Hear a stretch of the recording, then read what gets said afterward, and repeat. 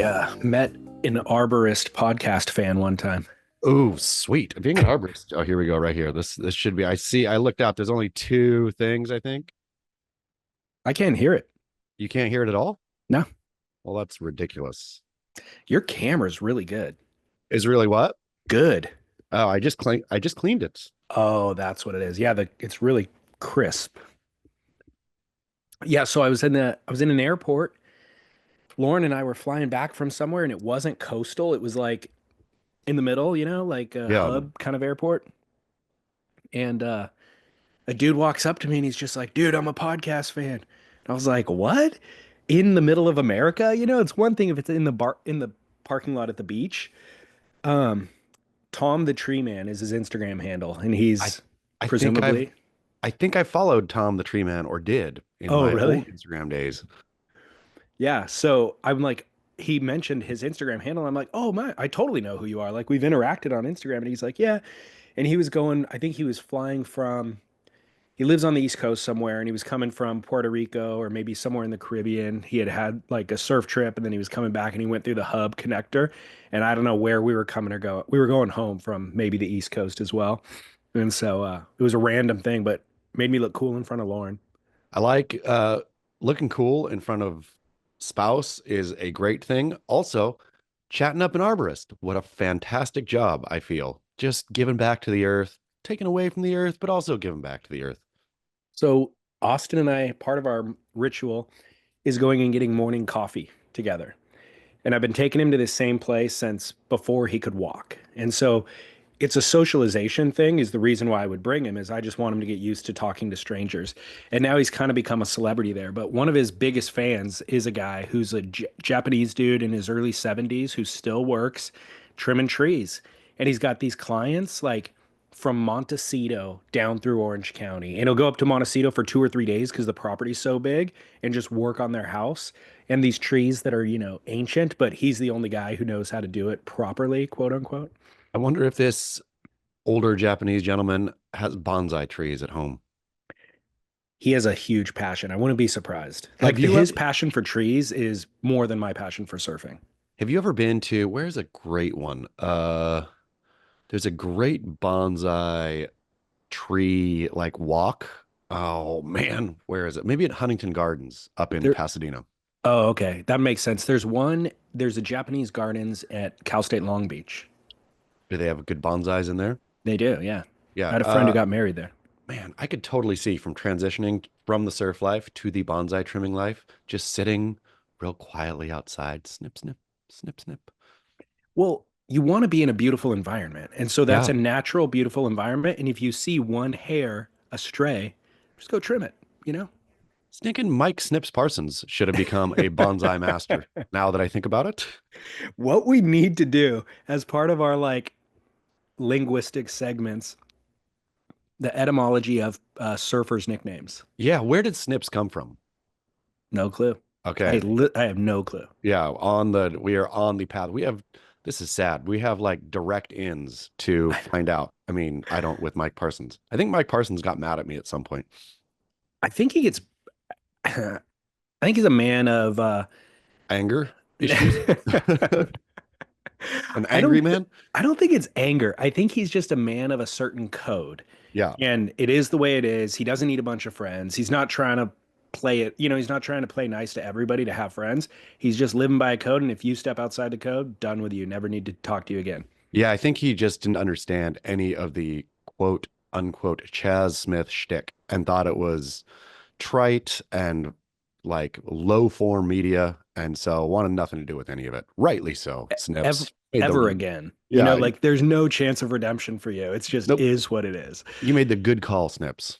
I admire a man with a code, and I reached out to him a couple of different times to interview him. He's never once replied to anything ever. So sometimes when you reach out to people that I know or think have beef with me, I wonder if I ever cross contaminate your pollen field. You do for sure. Do people say, I've never gotten a direct email from somebody like that saying no because of your affiliation with Chaz, but I've in a roundabout way had people advise me against continuing our relationship. Or just like, dude, I really was worried about you like stepping into a pile of it for a while there or something like that. That's real good. Yeah. I'm glad that I can offer that up for you. My advice, I mean, my response to them is like, yeah, I mean, I realize there's risk, but first of all, you're taking everything way too seriously. And second of all, Chaz does have value. Like the shtick that you're talking about, holding power to account has value, and there's nobody else that's willing to do it. And so, yeah, sometimes it is just mudslinging, or like, I think the worst version of what Chaz is doing is just mudslinging at times, and then that doesn't have value. But if No, I, through our relationship here, can hold you to a higher standard and try to get you to, I don't know, now I sound like I'm self-aggrandizing, but that's not what I no, mean to do. You know what I'm saying? nope. I do know what you're saying. Yeah. Anyways, it's the grit. Welcome back to the show. Chaz and I, we always record on Zoom for the last 2 or 3 years, but we finally got together and recorded in person on Tuesday night. In person, in front of Rusty Priesendorfer and JoJo Roper and Taylor Knox, and maybe even you, dear listener. Definitely a lot of dear listeners. How you feeling about it? Where are you at? You still coming Great. down?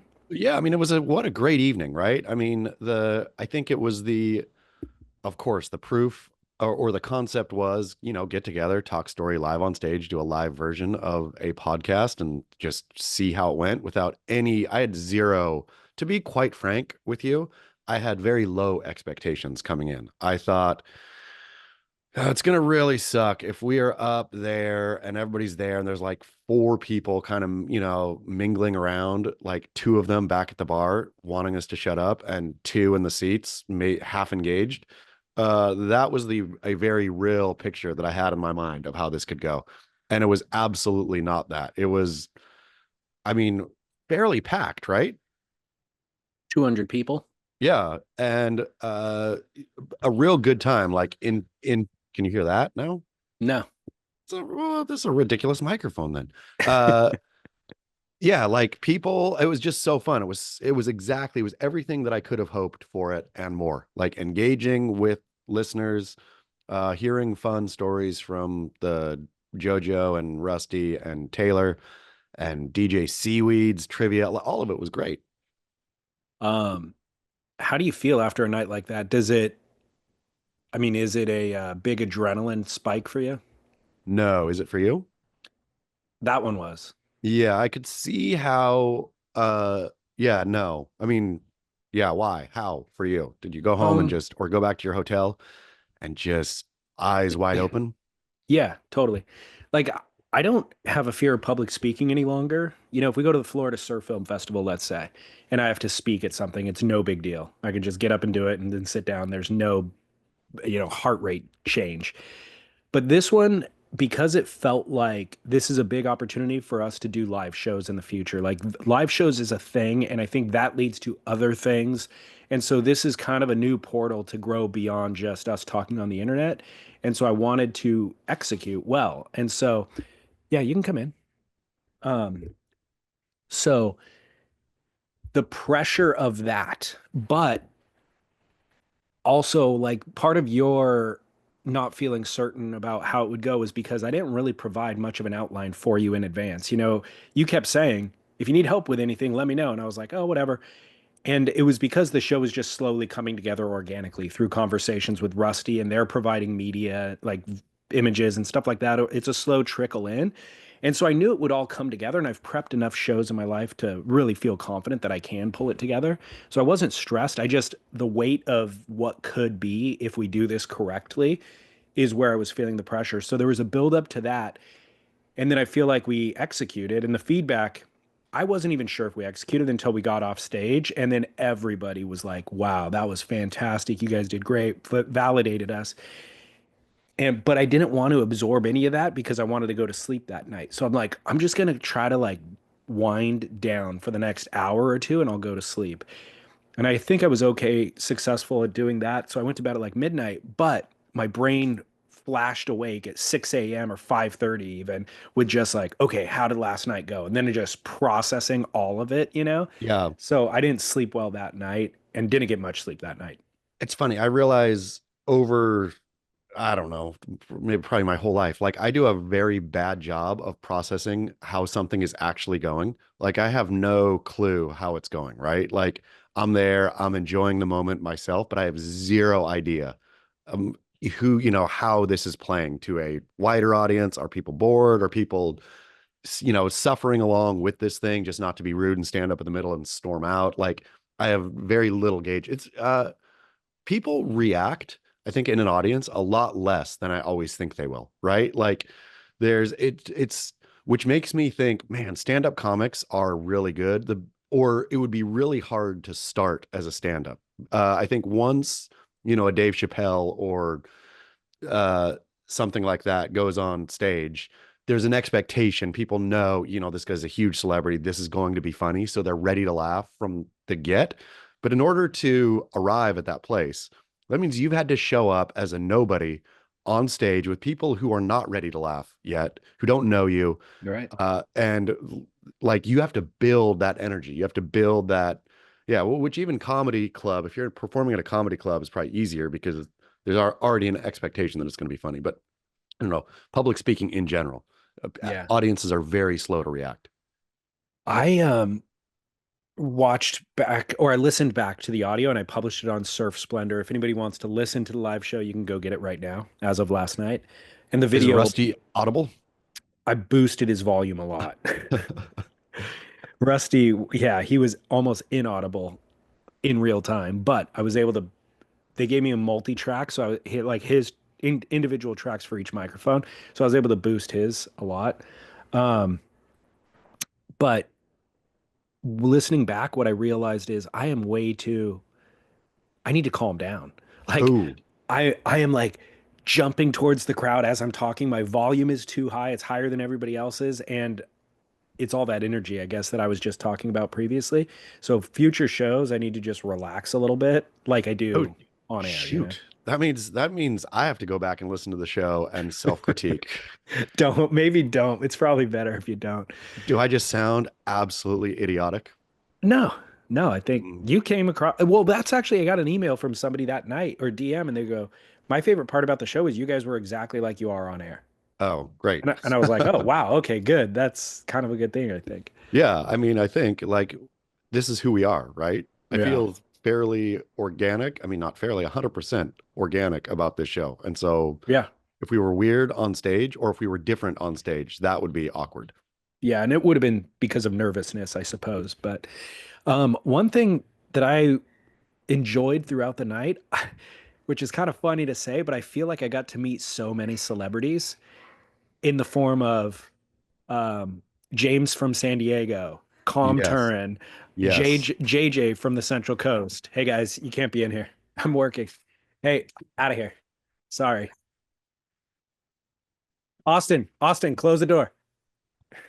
Nice. Yeah. How did you Sorry. get moved to Austin's room today? No, we're in Palm Springs. It's Oh, Lauren's, sweet.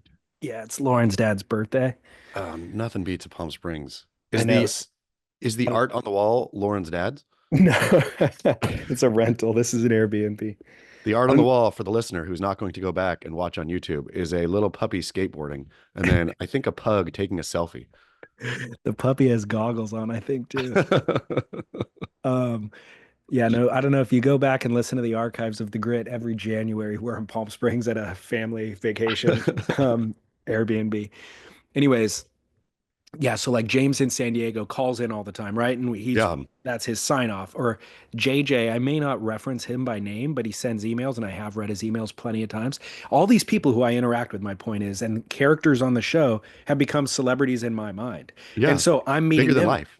totally. And so I'm meeting them and they're just like, I'm so great, like great to finally meet you. And I'm like, dude, like great to finally meet you. I know your wife's name. I know your kids. I know where you work. I've known your past jobs, like where you Completely, serve. It's completely. amazing. Yeah, that I mean that was truly, and if and when we take this on as a road show, I can't wait to go up to the varying locations and meeting all those people up there too. Completely. Yeah. And we've already, because of this and posting it on Instagram, the pictures from the night, a lot of people are submitting, like, hey, come to this location. We would love to have you, all that sort of stuff. So I think we will do. Great. We're actively planning it. But one follow-up, Pro in the Wild from Tuesday night, believe it or not. You ready for it? Ready. Okay. You look like you're ready to say something, so I No, just I was wasn't ready sure. to say, I was going to say, was it Taylor Knox? Was Taylor Knox the pro in the wild? No, but his good buddy was Chaz and DLS. I want to thank you guys for a wonderful evening at the Belly Up. My wife and I went and had a lovely time. Now for something not so lovely. I have a pro in the wild regarding JoJo Roper. This was back in 2008 when I was a junior in high school and was filled with the unmerited confidence that so many high schoolers have. What better place to prove myself than the legendary La Jolla Reefs? That winter, I had some fleeting successes at this break to add to my unmerited confidence. So I was especially pumped to see a decent swell in the forecast. The big day came. The crowd was heavy and the waves were even heavier. Knowing my place, I relegated myself to the shoulder and picked off any scrap that would come my way. After hours of shoulder sitting, the session changed. People went in, the tide sucked out, and what was left was a staircasing slab on nearly dry reef. Myself and a handful of guys, including JoJo Roper. I looked over the ledge on a couple, but only saw barnacles below. At this point, I knew I should not be out there. The remaining crew, JoJo included, were making drops I could never dream of and absolutely getting shacked. But my young hubris would not let me go in until I caught one of those monsters. A set was approaching and it was swinging wide, right to the shoulder. JoJo's paddling back out and he could see my timidness. JoJo looks me straight in the eyes and says, quote, "You better go on this one or you'll never catch a wave out here again, Grom," end quote. Heart racing, I put my head down and paddled as hard as I could. I felt the waves starting to lift me and I saw the water sucking out below, but I was too late. I pulled back. Being called into a wave by a local legend would be a high schooler's dream, and I blew it. I didn't even look back as I started the ultimate paddle of shame. I have come back to that spot a few times now over the years, but haven't gotten any more than scraps and eggy crowds, including high school groms who can actually shred. JoJo's curse has stuck. Fast forward 16 years, and I'm sitting in the audience with a buzzed head, with the buzzed head sorcerer himself. DLS has opened the mic for questions, and I have the prime opportunity to have the curse mercifully lifted. But just as I pulled off, or just, but just how I pulled out that way of that wave, I stay with my lips sealed, nervously glued to my seat as DLS announced one last call for any questions. JoJo's curse will endure, and I will continue a living a life forever on the shoulder. Keep work, Mr. Hand. Mr. Hand, thank you so much. And the best art, some of the best art, is just made from deep, deep tragedy. And the fact that Ooh, you are willing to share your deep tragedy with us is art. it's a great point. Um, I agree with that idea, that concept. And so there is something for him to plumb in these moments. What I took from that was good on you for paddling in. Like, Yeah, if you had your opportunity, JoJo called you into it, and you didn't go, you have to paddle in at that point. So that is like good on you for taking the walk of shame. That was what you needed to do in that moment. But also good on JoJo. Like we're living in a time and space where if this happened outside of the water, if this happened on land, JoJo would be vilified for his yeah, actions here because he's too abrasive or something like yeah. that. But the reality is, JoJo knew you had been sitting on the shoulder. JoJo knew you were trying to work up the courage, and JoJo knew the only way to get you to go over that ledge is for him to be Yell at you. abrasive. Yep. Yes, that's the only way. If JoJo would have been like, "You can do it. Go, you go, boy," or something Yeah. like that. Yep. There's no way you would. I mean, he still didn't obviously face his fears, but there's no way he would have faced his fears under that scenario. Definitely So, not. so JoJo did the right thing in number one, trying to get you to level up. You didn't. And so the good thing is he cleared the lineup of the people who shouldn't be out there. JoJo for the win. I mean, that was one of my big takeaways from last night. I've had some interaction with JoJo before, and I've always found him a great guy. But man, I didn't know what a legend in the making JoJo is. or a legend already made. I mean, his story of surfing at Jaws, hearing the eddy was on, so going to Waimea, surfing the eddy, realizing that that swell was going to be perfect at Mavericks, and flying to San Francisco, red eye, waking up, 5 a.m. or landing 5 a.m. in San Francisco and getting to the two Mavericks to surf that day. Also, I was just thinking, what kind of guts and what kind of drive and what kind of ambition do you have to have internally in order to do that? Insane. And fitness. Like, Yeah. imagine putting in a full day at the beach surfing just at your local beach. You need a day off after that. You need a calm day after that, maybe a 1 hour session day. Surfing the eddy, it was an 8 hour day. I mean, it was a probably 12-hour day, but 8 hours probably in the water, massive water, Fresh off the plus heel of Jaws, too. Let's not forget fresh he was off at the hill of Jaws. Jaws. Yeah. And the adrenaline, like if standing on stage for 90 minutes drinking alcohol and chatting with your friends is exhausting for me and I'm 2 days later still recovering from it. Imagine the adrenaline spike and dump of the eddy. And then you Yes. fly overnight and then you're up at 5 a.m. and then you're out in the water at Mavericks where it's cold and 100 feet. And if I recall, that day too wasn't it like really gray and foggy and stuff? That was not like a sunny Mavericks day. No, it was definitely not sunny. The good thing about it for him that day was it wasn't on at 6 a.m. It was like, because I talked to Aloe Sliber about his wave, and he said 8:30 they were like ready to go, and it was still not quite happening. It happened maybe like at 10:30 or something, so you could ease into it. So that benefited JoJo, but still Oh, crazy. my goodness. Yeah. I mean, JoJo Roper for the win. Totally. So, can you relate to what this emailer, Mr. Hand, was saying about being in a spot where you're a little bit out of your element and it's like a slabby type situation and you're trying to force yourself to go and you get that look over the ledge and you see the rocks or whatever it is.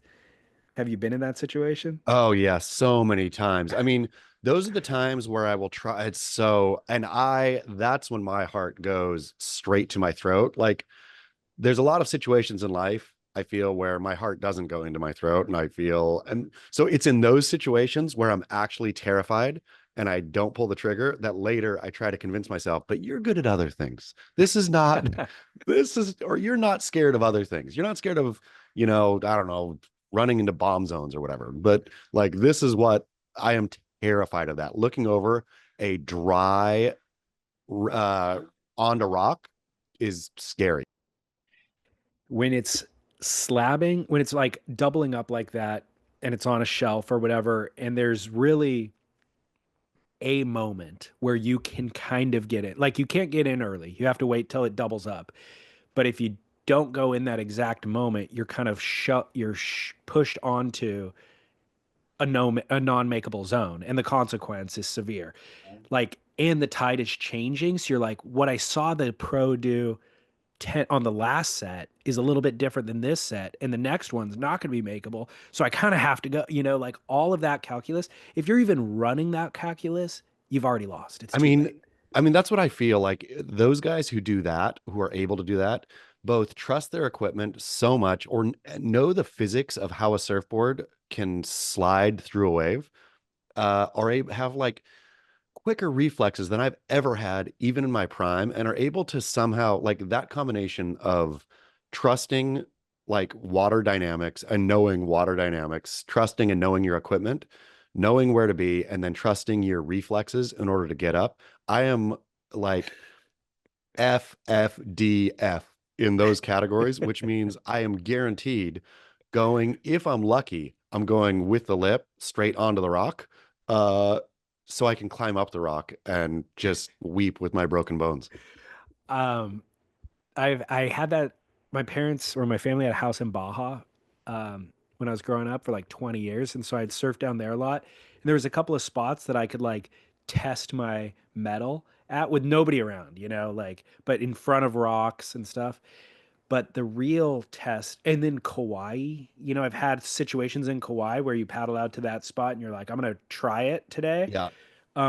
But Southside Seal Beach for my local spots. Southside Seal Beach is the shore break pound, and no, I shouldn't say nobody, but it was kind of underground for the first 20 years of my surfing. In the last 10 years, it's obviously now like well known. But for those first 20 years, the first 10 to 15, I was like young and learning about surfing.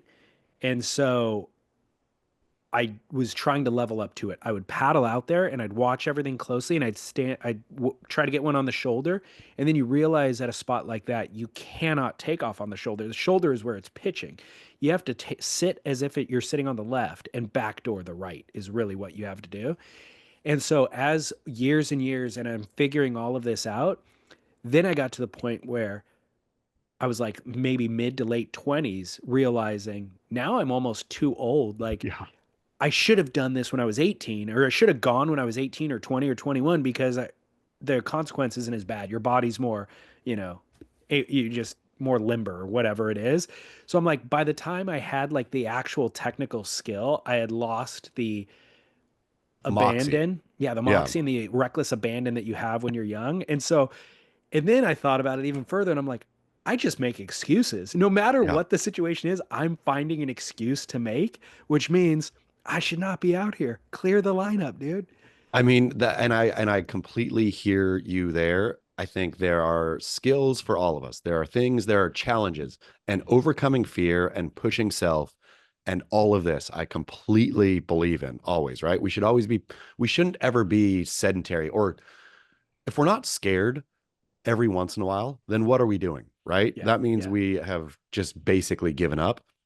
But almost nothing scares me more than that, to be quite frank. Like I can be on a scary snowboard hill, like looking down the abyss and thinking, well, here I gotta go. So here I go. Like that doesn't scare me nearly as much as being in an angry ocean looking over at barnacly rocks. So imagine Mavericks. Mavericks is a slab. And so now you're looking over that ledge, but it's 100 feet. Yeah. I don't know. I mean, again, these are different, and sitting on stage listening to JoJo stories, uh, just realizing JoJo Roper and Chaz Smith are both human, I guess, but are we different species? I mean, there's a house cat and there's a mountain lion. Yeah, I suppose that's it. I suppose we both have feline DNA, JoJo and I. You're the hairless Siamese. Oh, I so wanted to get a hairless cat for so long. Did you You ever want to still get a hairless can. cat? I know No. the problem is they ooze oil, apparently. They ooze a Ugh. yellow oil. Out of Oh, what? their skin. What? Yeah, apparently. That's how they keep that's how their body keeps their skin so it doesn't just like cook in the sun or whatever. They have some like natural sunscreen, I guess, that gets on your stuff. So it like smears on your couch and stuff? I think so. I think it can. Yikes. Yeah, Yikes. gross. But Totally that's gross. me in Okay. any case. Yeah. Good reason to not get one. Yeah. Well, moving on from Tuesday night's party, the Weekend Van's business report slash gossip column. Surf this. John John Florence, Stephanie Gilmore are out of the 2025 season. How did you have this intel last week when you teased it? Man, I just knew. I have sources and I just was putting pieces together. But let's be honest, the pieces have been there from the beginning. His interview or exit interview, we will say, after he won his third world title was, yeah, we'll see about next year. And the entire year or the entire off season, it looked, there's no way he's coming back. He was not saying anything. He was not doing the kind of trainee surfy kind of thing. It seemed done. Um, you know what I'm disappointed in? I like the interesting thing is everybody supports this decision. Yeah. I was thrilled to see it actually. I almost applauded. And then I read through, Instagram comments and everything else, and everybody, other than probably the WSL themselves, everybody's like, awesome. Because you know what? We're still going to get to see John John surf, and we're Yes. probably going to get to see him surf even better waves. And not only probably, it'd be basically guaranteed. Exactly. So I like to kind of think about if you are a top level surfer in the prime of your life, it is it a good use of your time to go sit on tour for 9 months a year, mainly sitting in hotel rooms waiting for waves at non world class venues for a decade from 22 to 32. That's So not a here, great use of your time. so here we go. Point counterpoint. I'm going to take the devil's advocate position here and say I read some comment, probably on Beach Grit, that said he's going to be back on tour because essentially John John Florence is more than a fun free surfer. He is a business owner that now owns a business that employs his two brothers. So this thing is not just a, fun passion project. This Right. is theoretically, this is John John's life, right? Yeah. And so this is John John's life. This is his livelihood. This will live beyond his, surfing days. And the halo of the World Surf League is better for his brand than going out independent. Discuss. Heck no. So Jamie O'Brien and Mason have a podcast now, and they had Oh, they John do? John on. Yeah, they had John John on a couple of weeks ago before he made this announcement, and Jamie asked him exactly that. He goes, "What do you think is better for building your brand? Competing on tour and maybe winning another world title or two, or adventuring?" And John John said, without even hesitating, adventuring is better. The ethos of the brand is being out in the elements, testing this product in the elements. So that is not only more aligned with the brand, but it's also what the people are doing. Like the people buying this product, they're not competing on tour. They're not trying to get a 6.5 against somebody at a beach break. Like Sure, they're but out there. but a video of John John Florence, even a well-produced, slickly made, epic John John Florence adventuring YouTube short. Let's say it gets 300,000 views, right? Is Sure, that fair? sure. 300,000 views. He'll get a lot more people and a lot more people who would buy product watching him on the WSL. So it's not about the product not being for them. It's just like, oh, look at that. He's sick. I want to buy a t-shirt. Those people are not clicking on YouTube, I don't think, as much. See, I disagree. I think take Nathan Florence's Instagram or YouTube count from 2024. How many views did he log versus how many views did John John's Heats log? And I think Nathan probably beat John John Heats by a factor of 10. But also, I think that Nathan's audience is baked in. They want Nathan Florence. John John's reaching a new audience of people who are casually strolling in and may get inspired by the Florence lifestyle and then buy product. That's a far bridge, and that's maybe they do. Maybe they buy a product once, but Nathan's fans are buying a product. Their whole wardrobe is the product, and it will be for the next period of time because they're that big of fans. So I think John John is already done what you're talking about by winning three world titles and by having competed in the Olympics and that sort of stuff. And so why continue to do the same thing? The other thing I think that gets considered in his decision making process is just what trajectory is the WSL on?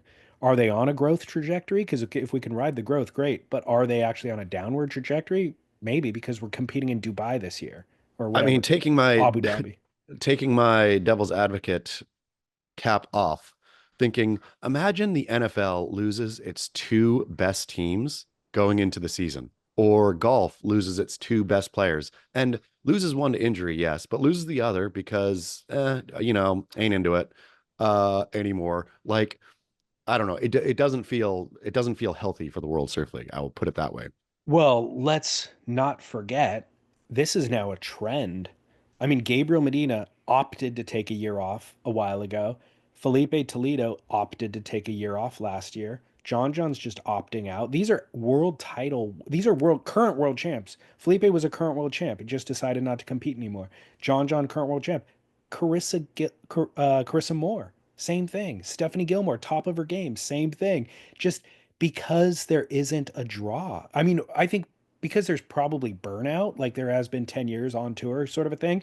And now they're developing families and they have other interests in life. But still, if it was number one, the World Surf League doesn't pay enough to keep you enticed.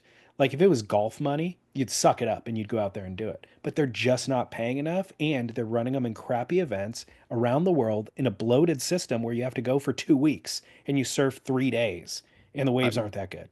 That's the truth. The crazy thing though, it's not like these surfers are on the downside of their career. I mean, maybe Steph is, or certainly Steph is, but she's Yeah, still, has some years in her. But they are taking time out in the prime of their careers. Of these are their title earning years, which I will go back and say that I wonder how much damage Kelly Slater has done to the tour or to aspirations by winning an absurd amount of titles that will never be reached, right? Let's say Kelly had won 6 world titles.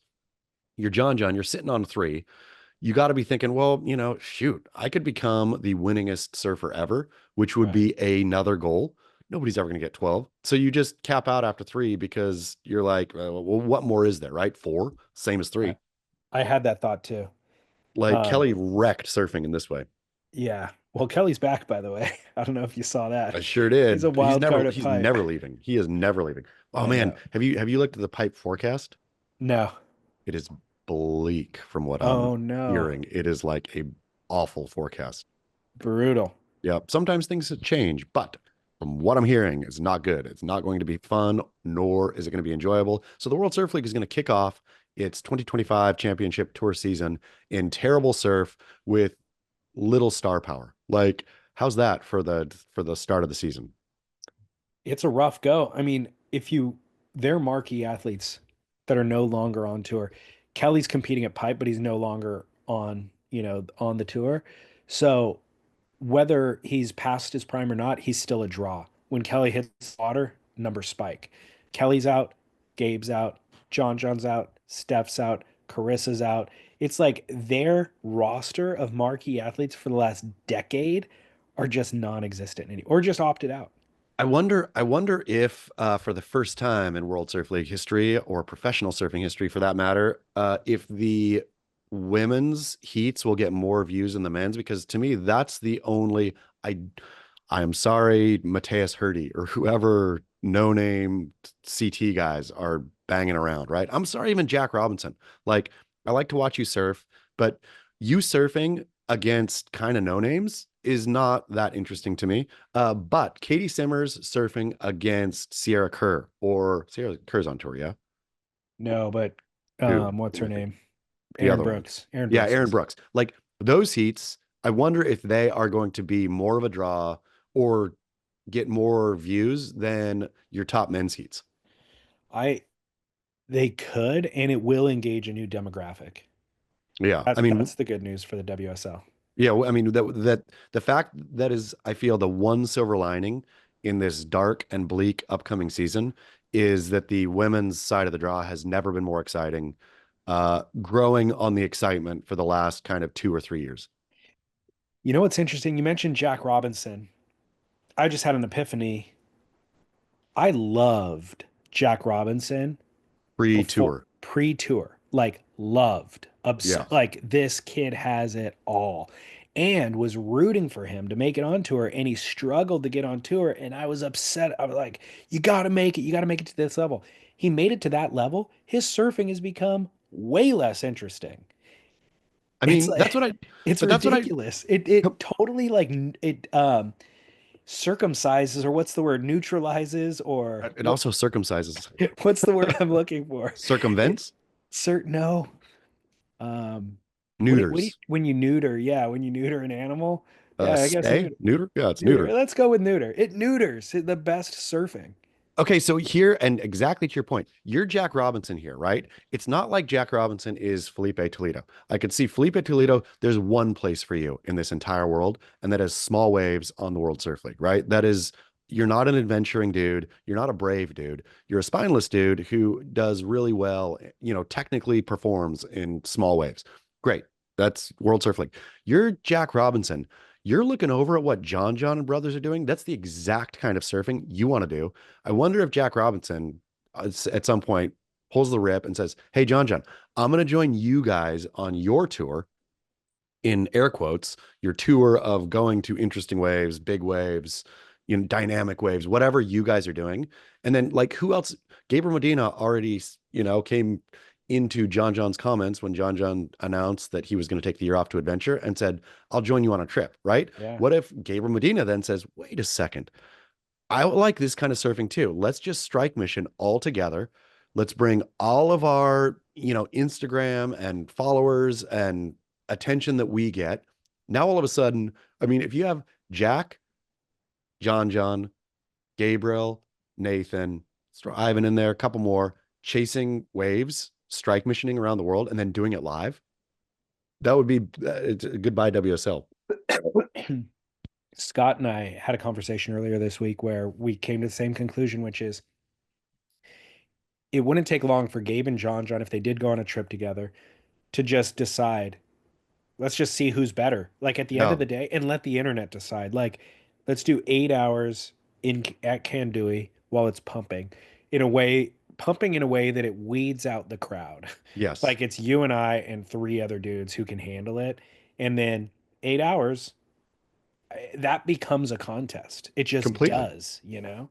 I mean, that's the thing, the arbitrary silliness of judging, which in extreme sport stuff is the always going to be the Achilles heel. Like yesterday, I Oh, was watching X Games. I don't know if the dear listener knows, but X Games is going on right now in Aspen, Winter X, and I was watching women's big air. And Zoe Sinnott Sadowski. I can't remember who all the girls were, but Zoe, she's from New Zealand, epic. She threw down a trick, I think 4 times in a row that had never been done in really? competition before. Never been done in competition, maybe even never done. She got third place. Uh, I'm thinking, how does this judging, if you've done something that has never been done, how are you getting third place? Like where judging is nonsense across extreme sport stuff. There's no way to judge it. And did you hear now they're using AI to judge the half pipe competition? So No AI will judge way. the half pipe competition. Uh, and so all of this is just absurd anyway. John John Gabriel in the water for 8 hours at Kandui. Internet knows who won that heat. How it have you seen the AI judging yet? Have you determined whether or not it's accurate? No, I think it may be tonight. If it's going to be used for half pipe, that's like their marquee event. So it's probably tonight. But I'm assuming the only thing it can judge is rotation, but which is nonsense because it's not like I mean, yeah, they in snowboard half pipe these days they do who knows what they do. They spin a lot, but it's still the human eye could still account for it. It's not like they're spinning at Mach 4 and oh, we need AI to come in and figure out actually, how many rotations they actually did. To me, it seems uh I don't know, silly and also, novelty. Like, hey, guess what? Storyline. Well, interestingly, Scott and I also did a thing that was New Year's predictions, basically predictions for 2025. And one of my predictions was AI judging But in AI can't surfing. AI can't judge style. That's the problem. No, Is no, AI I didn't think it was a good idea. Yeah, but I that's just what's going thought to happen. the way that the WSL is operating, like this is the next logical conclusion, which is we're trying to objectively create a criteria for something that is subjective, and it's a fool's errand, but at a certain point just let the AI will do it better than the human being will, and so why not do that? And I think what they would do, they would change the criteria or they would actually mathematize speed, power, flow, or whatever, right? It would be the AI could pick up Exactly. Yeah. how much water is coming off a bottom turn, how much Exactly. spray is coming off a top turn, amplitude on an air, time in barrel, and it would just commodify everything. And you could have the ugliest style ever. But as long as you were throwing buckets of spray, linking turns, boosting airs, and getting like deep barrels, then you would just win everything. Well, I've said it before, but I'm gonna have to say it again. Um, Creating a structure of a judging criteria automatically by nature eliminates innovation. And you gave a great example of it in the snowboard thing where she did a brand new trick nobody's ever seen. How do you score it? I don't know. Yeah, But if a surfer went out and did a kickflip on a wave, same thing. It's it'd like be low. WSL would not score that. No. Or if you did a barrel roll at Pipeline, is that going to be a 10-point ride? Probably not, like, Yeah. and so it's just that is a true problem because surfing needs to evolve. Surfing innovation is what has driven surfing maneuvers and all that sort of stuff from the beginning of time. And so not being able to build that into the criteria is a fatal flaw. I mean, this off season of the World Surf League, they were quiet, right?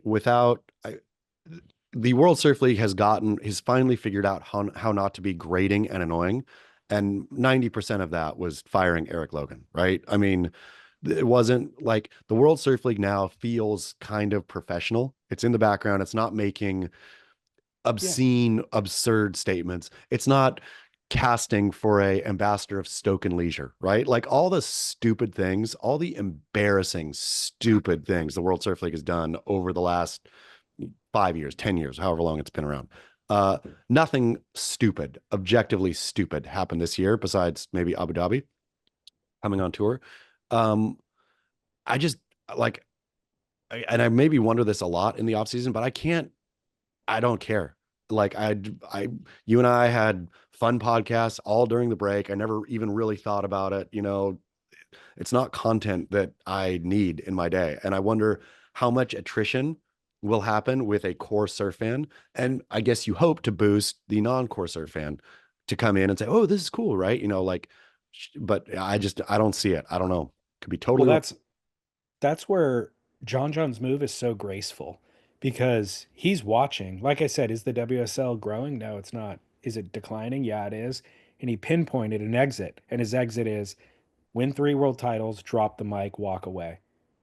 And that's where we're at. And seeing the follow-up story is, oh, but guess what? The 58-year-old is coming back to compete at Pipeline is just like Kelly. Like John John it's just like the most dignified, cool thing ever. And this is the opposite of that now. I mean, Kelly cannot stop. Kelly literally cannot stop. I'm sure in his mind, he's maybe justifies it by thinking, yeah, screw you. I get to go surf pipe with one other person out. That doesn't happen often slash ever, except for the forecast for pipe is terrible. And you're just going to go grovel. You're a wild card coming in means you're going to be, low seed first round. And I guess you can try to prove yourself against the best, but it's just I mean, yeah, I honestly don't care. And if I don't care, and I'm not even kidding, I'm not saying I don't care, I legitimately don't care, Yeah, yeah, yeah. which is Well, sad. the good news is we haven't talked about this is the most we've talked about the Yeah. WSL in a long time. That's how little we kind of care. And it's Yep. only because John John. But I will point your attention to, since you mentioned Caity Simmers, she has a new edit called Blouse, 20-minute video. Is this the It one she edited herself? Yeah, and well, I think she has for the last couple. Okay. I don't know. Did she say that she edited it herself, or it's definitely feels like her art direction, but I don't know if No, she's she said sitting on a I read, I think it was a Gen C interview, possibly, maybe Red Bull somewhere. That yeah, she spent like 9 hours a day in the editing bay for 2 weeks or whatever, where just banging the edit herself. well, I love her even more. This feels like Dane Reynolds when he was doing Marine Layer. I loved that like intensely. Like I remember surfing early in the morning with my buddies and just like every new edit that came out, like that's all I was talking about. Yeah. And this feels the same way where it's totally infused with Caity. Like Dane Reynolds or Marine Layer was Dane, and this is Caity. It's not through a different filter, but the music, the titles, meaning the title, the way that the titles were built, but the title itself, Blouse, is a Yeah. great title. But like she turned me on to so much new music. Every song was killer. The surfing is insane. The editing was insane. Like this was the first surf edit I've watched in a long time where I felt like I was totally engaged. I did not want to click away once. And then possibly the first female surf edit ever that I was inspired to go out and try to surf like. I mean, again, I feel this is the sea change that's coming up is women surfing is now the most exciting of all surfings, other than your Nathan, John John, whatever slab tour kind of, or adventure wave, big stuff. The most dynamic surfing that I want to see. Yeah, I can't wait to watch. I've heard wonderful things about Blouse and cannot wait to watch. Did you like Uh, Toast also? yeah, totally. Yeah. But this is better. This is far better. Like, I encourage you, just push play. Don't think that you got to commit 20 minutes. Just go push play. You could push stop 3 minutes in if you want, or 2 minutes in, whatever, but you won't. Okay. Just push In. play and see what happens. In. It's that engrossing. And our surfing's phenomenal. I got a listener line call to play for you if you're interested. Sure am. All right, let's see if I can find it and turn the volume up.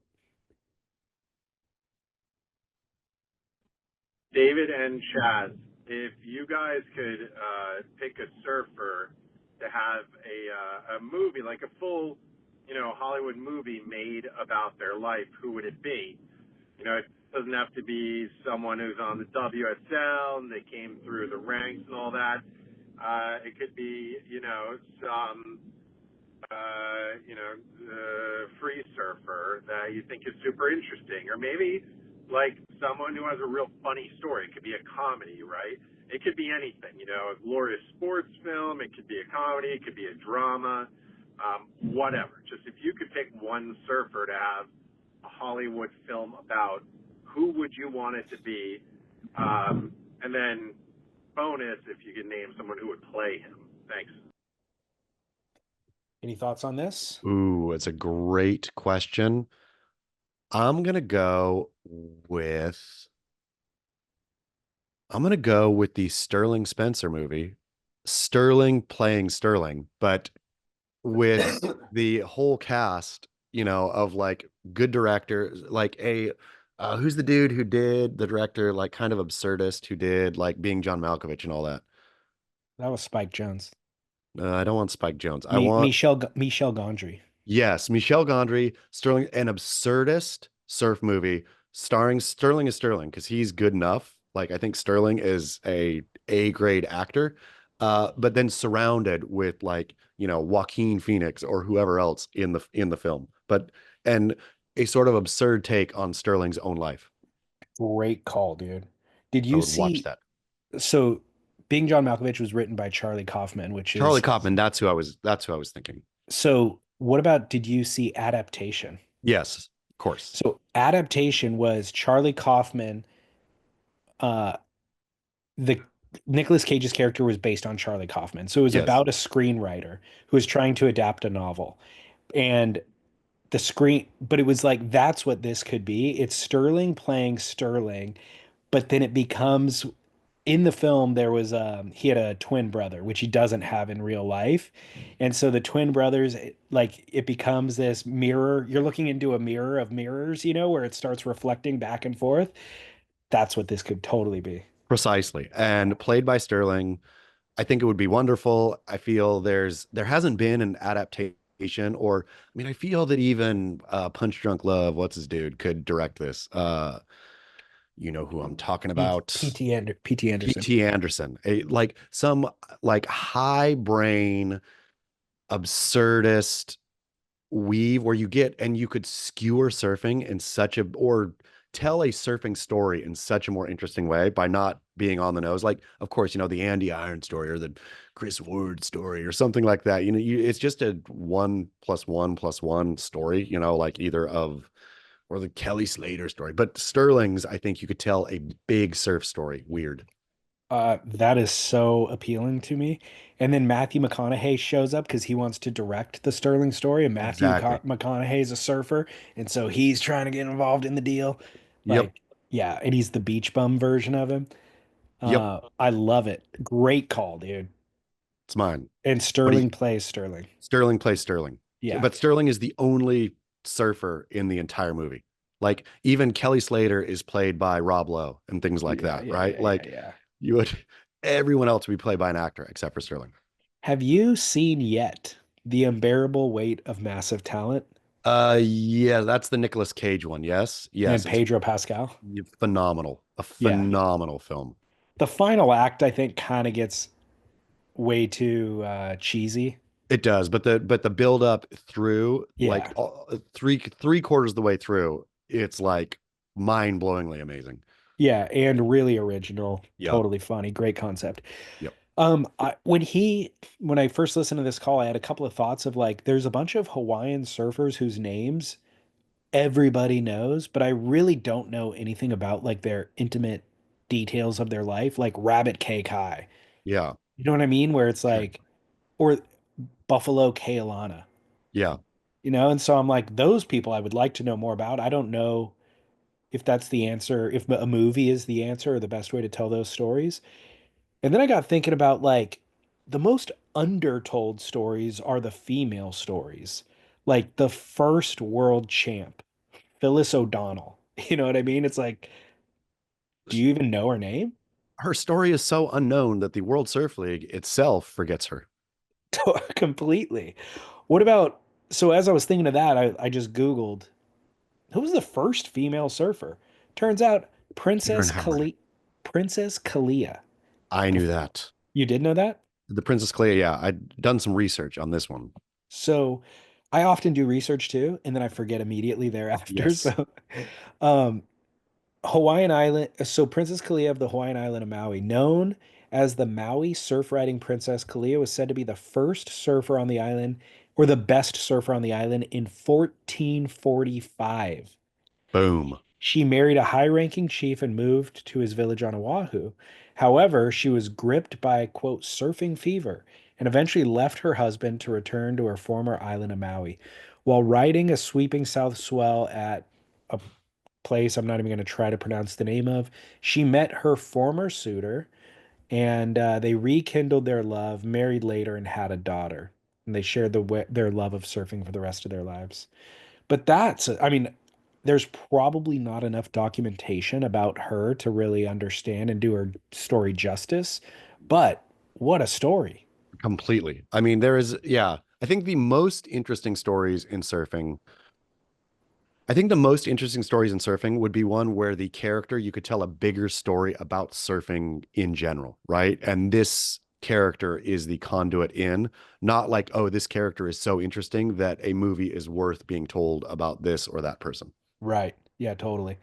Well, I just love the idea of Hawaiian aristocracy, or is that the right word? Yeah, Aristocracy? Yeah, like the kings and queens of Hawaii and the kingdom and surfing being their sport. Like that completely. is fascinating to me. I'm surprised, and I'm sure there is, and dear listener, call in and correct me where I'm wrong. I haven't read a thorough, and I'm just gonna sound so stupid for saying this because I'm sure it's right out there ready for me to easily get on thriftbooks.com. Do you use thriftbooks.com? No. Thriftbooks.com is such the key. A, it gets you off Amazon. B, its library is way bigger than Amazon, like because it's everything. I think it's connecting all like independent used bookstores around the whole world. And so you can find anything and cheap. Anyhow, sure, this book is out there, but like, or maybe people don't know. Maybe there's such little documentation about what actually went down with surfing in ancient Hawaii that there's, some, I don't know, like tertiary accounts but yeah, I haven't read a full account of how did it actually happen? How was it used? Did they actually all go out and surf? Like all the stories you hear, how much of that is true? Yeah, I have no idea. I'm curious. Matt Warshaw. Well, yeah, moving on to Don't Say Gay. Good. I was hoping we'd have a don't say gay. We got a follow-up from last week to start us off. It says, hello, I live in the northern frontier of California, surfing up here in Sonoma County. I've been enjoying the podcast very much for the last 3 or 4 years. Your Chinese wax job discussion got me thinking. A good test for a possible offensive saying would be, would you say it in front of that person? So, would you say Chinese wax job in the earshot of a Chinese person? Would you say Mexican wax job, if there was such a thing, in front of some Latino with gang tattoos? Or Hezbollah wax job in front of a Hezbollah freedom fighter? I don't think I would. Keep work, Matt. I'd absolutely in all three cases. Me too. Yeah. Bold. That's what I thought. Because number, well, number one, I wouldn't be able to identify if that person was Chinese. And number two, is it wrong for me to presume they're Chinese if they may be of a different Asian country? Here you go. My teaching English as a second language through my early part of my life, was the biggest gift I got out of it was being able to differentiate easily and quickly now. And now I feel dumb that I never did know, but I got Korean, Chinese, Japanese, Thai, Vietnamese. I got them all. I got them all on lock. Well, I would like to think that I do. And that's where now modern culture has made me think, no, David, you're not that good. You look at a person and there's a certain look to their face and you think they're Chinese. How dare you? That is a Japanese person. And I'm Yeah, like, but no, no, that's what no, I'm saying. but I But I learned can in the past. differentiate. I think that I can too. But I mean, you'll be wrong you'll be right 90% of the time, I'm gonna say. It's worth just going out. But back to saying a Chinese wax job in front of a Chinese person, absolutely. So yeah, so number one, if I saw a Chinese person sitting there, I would number one question whether or not I'm accurate in assessing that they're Chinese. And then number two, I don't think they don't know what a Chinese wax job is. Now we're presuming this is a Chinese surfer who's been around the culture long enough to understand this idiom. There's no chance. I could just say Chinese wax job. They're not going to be offended by some random statement. But also, even if they're the unicorn Chinese surfer who's been surfing for a long time and knows the community, I think they would just be, yeah, it's just what that thing's called. It's a Chinese wax job, man. True. I Yeah, don't it. agreed. So I think we're safe here. Chinese wax job stays. Again, though, but I am going back to the original principle. You cannot be dominant and be offended. Those two things. So you're either dominant or you're offended. You can't be both. China, as a culture, as a bulwark, is dominant. They are a dominant economy. They're a dominant, military. They're dominant in everything. If you're dominant, you lose your right to be offended. Okay. Well, there's a couple of submissions that came in this week that aren't cultural or racial in any way, but I'm going to lump them together because I think they do warrant discussion, but they don't warrant their own individual episode. Great. We're going to start with Heart of Hearts. We're going to go to It Is What It Is. And number three is Calling a Spade a Spade. Okay, great. I love it. These are all from three different people. I'm not going to read their whole emails of how they landed at these, but these are kind of things that we say just as default statements that we make to mean something, like in my heart of hearts, meaning Deeply. deeply, right? Exactly. But it's like, what does that even mean when you Yeah. really think about it? I mean, heart of hearts is weird. I'm gonna let it slide just because it's weird, right? What is your heart of hearts? The center of your heart, No, like this, because there's no this is saying there's two hearts here. There's one heart and then another heart inside of that heart. doesn't make any sense. No, but I like it. But also in terms of communication, you know directly and quickly what somebody's saying when they're saying, in my heart of hearts, I feel this way. Yeah. I guess it's no different if they say, in my heart, I feel this way. But in my heart of hearts does add the layer. I'm going to say Heart of Hearts has been around long enough where it's kind of lost some of its luster, some of its oomph. We need to add another heart. In my heart of hearts, I think is what we have. That's where we have to go at this point. I want to find the medical term for like the innermost chamber of the heart. In my aorta, in my left ventricle. Exactly. That's what I'm Yeah. thinking. Yeah. In my left ventricle of my heart, Yeah. I feel that you should make this decision. I like it. I like it. Okay. I'm going to say that's both anatomically correct. The kids can learn something, right? As they're listening into adult conversation, they can say, oh, the heart is made up of different chambers. Who knew? And this chamber is the innermost chamber. I think it would have to be I think the heart of hearts would actually be a wall inside the heart separating the two chambers. What's that wall called? That's what we got to figure out. The wall separating chambers is what we're going to call that. Good idea. Doctor out there listening to this, Yes. let us know, because we will not dive deep enough on the internet to try to figure this one out. I'm not even going to write the Google. What's the stopping there? It is what it is. This was a call that came in a couple of weeks ago. I'm not going to play it, but daughter gets mad at me. Oh yeah, for saying it is what it is too. She's like, what does that mean? Like, why? I'm a user of it. It just is what it is, right?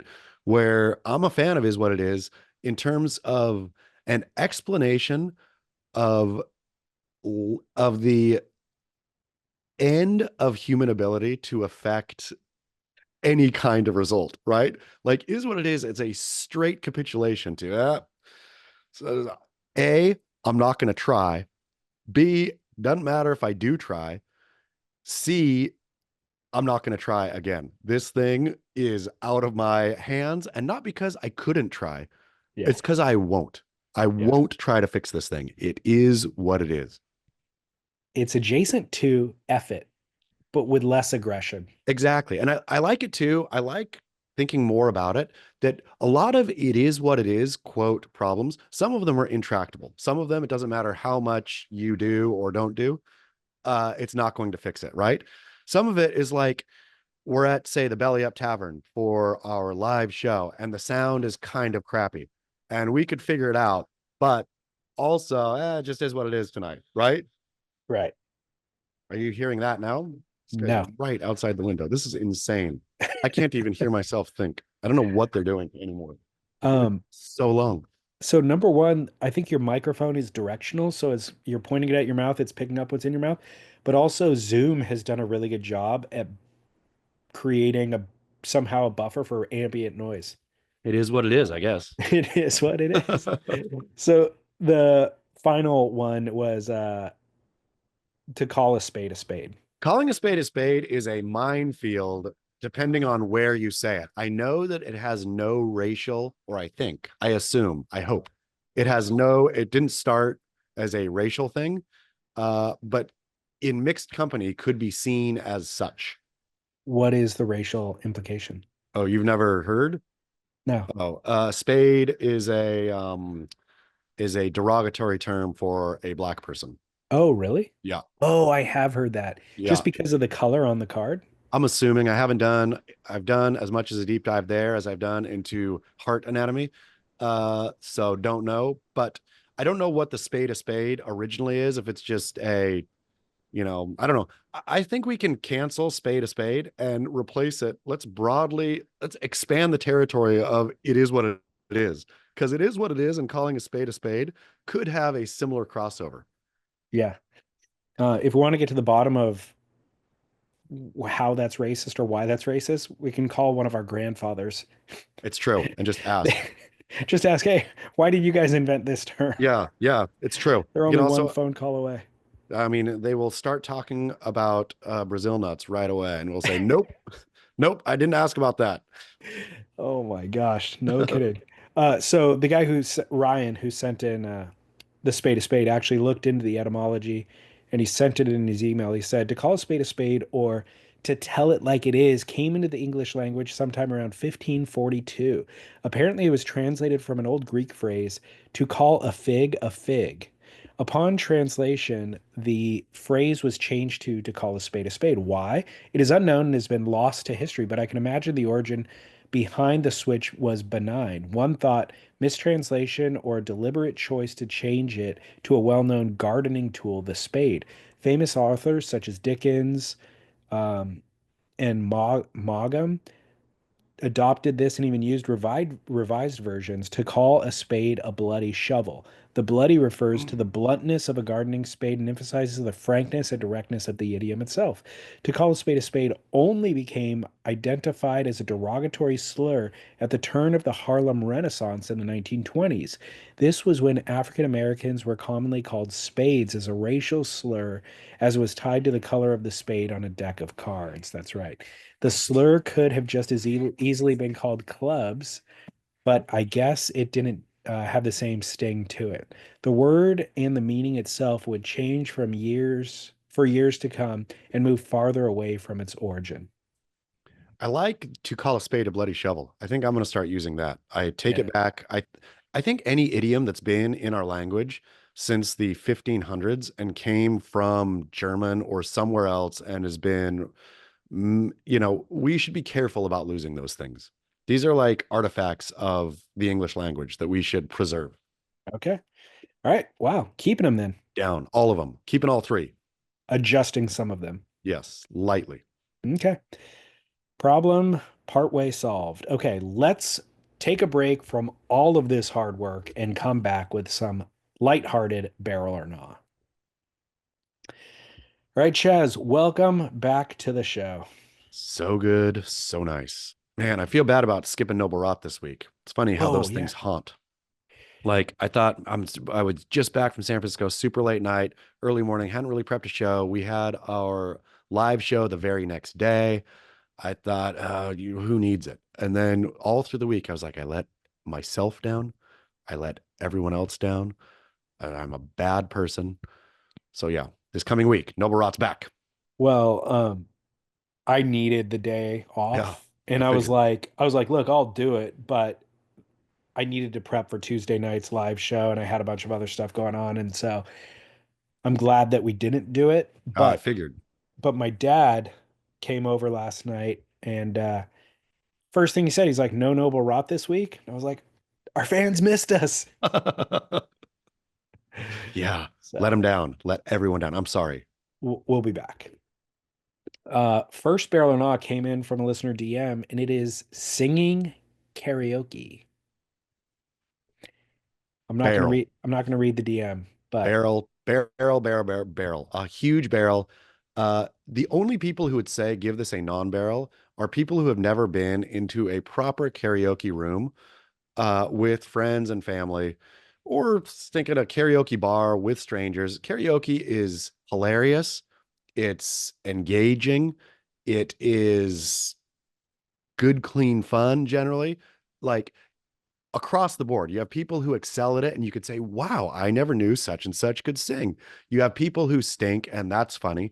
Karaoke is only bad if it goes on and on and on. If somebody picks like a song that's 7 minutes long, Stairway to Heaven, and they're sitting up there and they're not that good and they're not that bad, they're just like average and they're just droning on and on. That's where karaoke, I feel, goes wrong. And karaoke, I think you can only be engaged in a karaoke situation. It has a real limited, it's like an hour and a half, right? Where everybody, you can't just keep going on. You can't let karaoke be hijacked by those who think they're performers in the room who like, okay, now I'm going to do da, da, da, da. No, everybody gets half a song or a song shorter, preferably. You go around the room, you do it, you laugh, you cry, you're done. But it's a barrel for that hour and a half.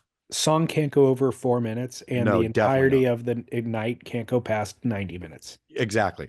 In that in that situation, karaoke is great. If you walk into a bar that is doing like live karaoke night, right? Those can be good or bad, just like any live music can be good or bad, or any live event can be good or bad. Yeah, I agree with you. This is akin to dancing at a wedding, where just have fun. Like, forget about your pretense or you think you have a bad voice. Just go have fun. The people who are getting married, do it for them. Like, they want the vibes to be high for the night, and so contribute and make it a fun night. And definitely don't be a bump on a log in this scenario. But to Chaz's point, don't be the drunken mess who's on your 9th song and everybody's looking at their watch, or looking at their phone. Read the stinking room. I mean, that's what booze, I think, really does a bad job. Booze is bad for a lot of reasons. One of the reasons, though, is inability or changes the ability to read the room. Gotta stink and read the room, man. If people are like looking at their watch when you're singing your karaoke, you don't need to finish that song. Just say, okay, and that's it. Throw the mic down. You're off stage, right? I mean, we need to bring back karaoke. Desperately needs the hook, the old timey somebody off stage. Okay, it's done. Hook. Right. Like an actual physical hook. Little Bo Peep dragging them shepherd's hook. Yep. Yeah, I like it. Okay, good. I totally agree with you on this one. Barrel. Barrel or gnaw? Cheersing food. Like when people take a fork or something. Or your sandwich, you're just like holding the sandwich out to tap sandwiches. Cheers. Absolutely not. That's not only disgusting, it is taking away from the glory of what a cheers actually is. I mean, the cheersing is, I like that there's no good verb for to say cheers, to give cheers, to make cheers is great, because there's like different levels of it too. Like, you sit down, you get a drink, click, the obligatory click when you're with buddies. Like nobody's going to drink first. You're going to recognize each other before taking a sip. The toast with, the big like cheers where everybody's involved. All of this is meaningful in our society. To degrade that by touching sandwiches is as unnecessary as it is unfortunate. Now that I'm thinking about it, there is a hierarchy of foods that would be more offensive to cheers than others. Yes, But like certainly. cheersing soup spoons, not No, cool. Like no, definitely nobody would like a sandwich, maybe you've gotten away with once or twice. Cheersing hot dogs. nope. Burritos. Yeah. Nope. The tips of your pizza. Nope. You got a triangle slice of pizza tips. Like no.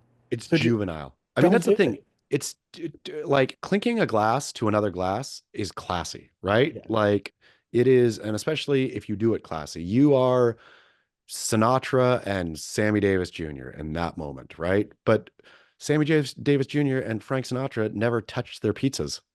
definitely not.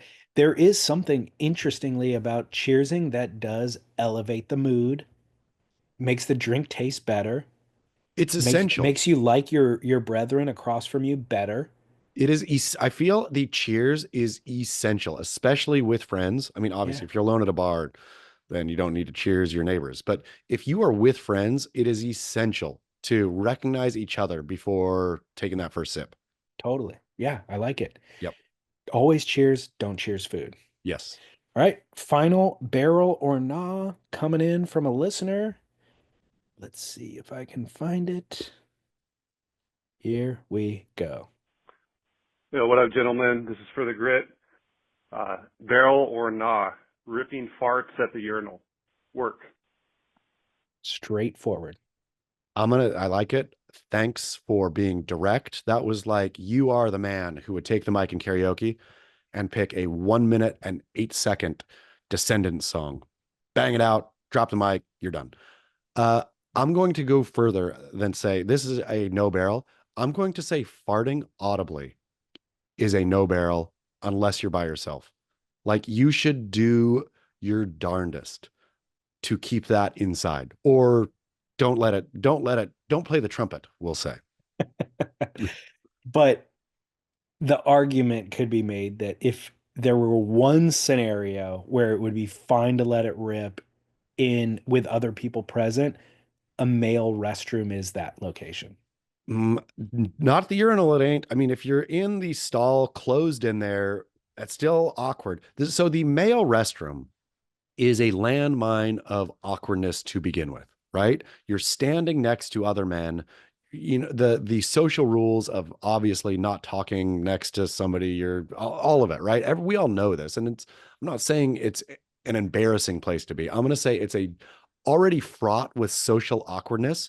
You adding more social awkwardness by audibly tooting is not helping this situation. It is a filthy place. It's a it's a lawless land. And I agree with you. Like, I had a certain decorum that I grew up with, or was my parents taught me, or whatever. And I got to the point where I was probably 20 years old, or maybe it was younger, it was 16 or something, where I was in a public restroom and a 40-year-old dude just walks up next to me. He's 8 inches to my right and audibly like rips a huge fart while he's peeing and then like snorts or something and spits into Yeah. the urinal. And I was just like, oh my God. As different as Chas Smith is from JoJo Roper, this guy is different from me. Like Yeah. I share more, he shares more DNA with a chimpanzee than he does with me, you know? Like it was that crazy to me that that person could just live this way.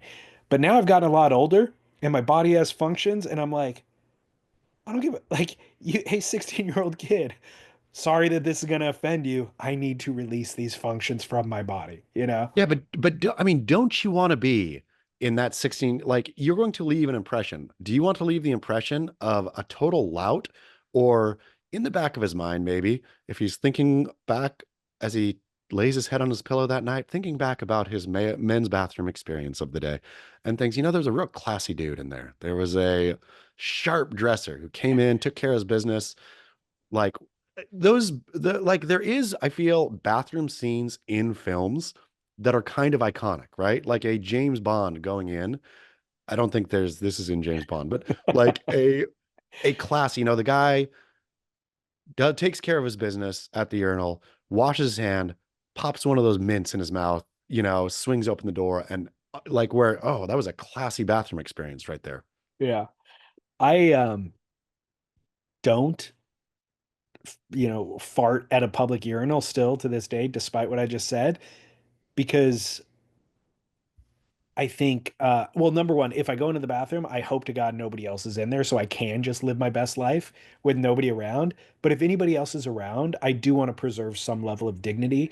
And we've talked, there's been a barreling on the past, for those who weren't listening, 5 years ago, probably, about farting in front of your spouse. And Yes. the way that we argued or came to conclusion on that was preserve romance as long as you can in your Yes. relationship.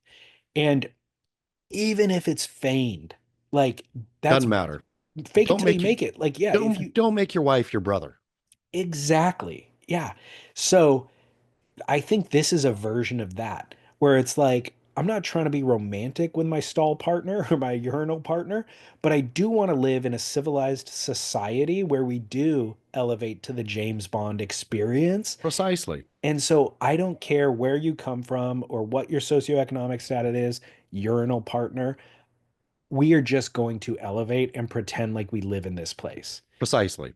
We need nothing more. Like, we are going to be higher versions of ourselves here. We don't need to talk clearly. We No, don't need to spit in the urinal. If you need to spit, you can stink and go outside and spit, right? We definitely don't need to fart at the urinal. it's like it's a slippery and smelly slope from farting at the urinal to then leaving a loogie in the sink before you leave the bathroom to then scratching graffiti into the sink to, you know what I mean? Like, those Precisely. things are all just one step away from one another. And so let's instead keep a clean, sanitary, odor-free environment in here. Come in, use it respectfully, not like a trash can, and go our Dignified. separate ways. There, if you want to, what's the movie? Japanese One Fine Day. You just watched it. Perfect day. Yeah, A Perfect Day. Yeah. Have you watched it yet? I thought it was Korean, not Japanese. Am I mistaken? See, exactly. This is your problem. Yeah, I'm 90% sure it's Japanese. I'm gonna look it up. 100% sure. Oh, But you are. Okay, well, you've seen it. I haven't seen it. yeah, I'm trying to think. Definitely, yeah, he's in Tokyo, Japanese. So in any case, that, like, the whole thing, he cleans bathrooms, and you realize how dignified and great Japanese bathrooms are, because the Japanese have levels of decorum that, as louts in the West, we don't have. I want to live the Japanese bathroom life. Totally agree. It's better for society. It's better for a calm state of mind. Yep. It's better. Yeah, All of it. I'm all for it. You're right. It is, and it's Perfect Days, plural. Perfect Days. Yeah. Yeah. It's a great film. I will watch it shortly. It's from 2023. I thought it was recent. I think it just won stuff more recently or something. It was one of those ones, I think, that had like limited release.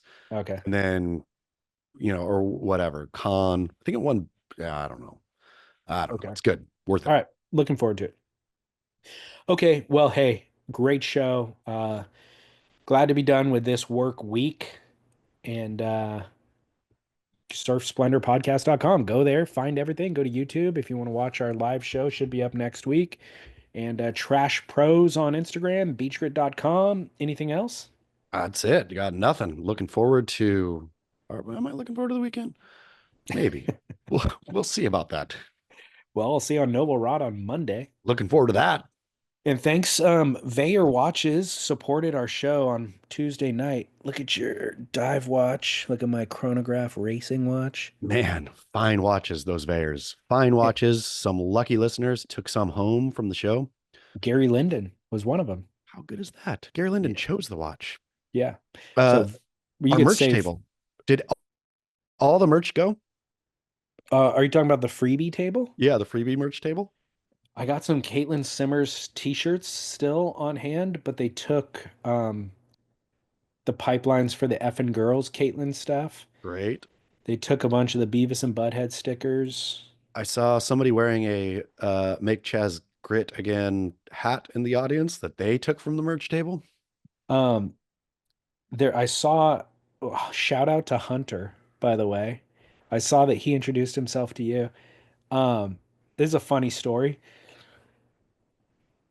A couple years ago, Lauren's aunt came over and was like, "Hey, my daughter's dating this guy who knows you." And I'm like, "What?" She goes, "Well, he listens to your podcast. Like he's a big fan of your podcast." And so they ended up getting married, and I went to their wedding. And Amazing. before, when we got the wedding invite, he invited you as well. On our Oh, wedding invite for Lauren and I, he's like, "Make sure or invite Chaz to come as well," or something like that. dang it. How did I miss this invite? I know, Thank you. sorry, I actually didn't invite you. I should have. It was my duty to invite you, and I didn't. But yeah, he married a girl, and he happened to be a podcast fan. He married into the family, and so he and his wife came, who I think would now be my cousin officially. That's amazing. Yeah, Well, Hunter, it was great chatting. yeah, yeah. It's a small Anytime, world.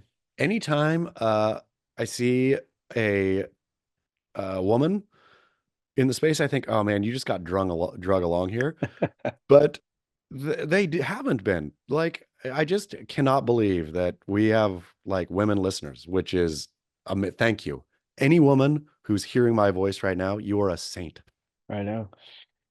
I know. I'm always surprised as well. Or children that are listening. Yeah, you're Get people who all call in little and they're like, saints. "My kid loves the show." It's Yeah. so weird.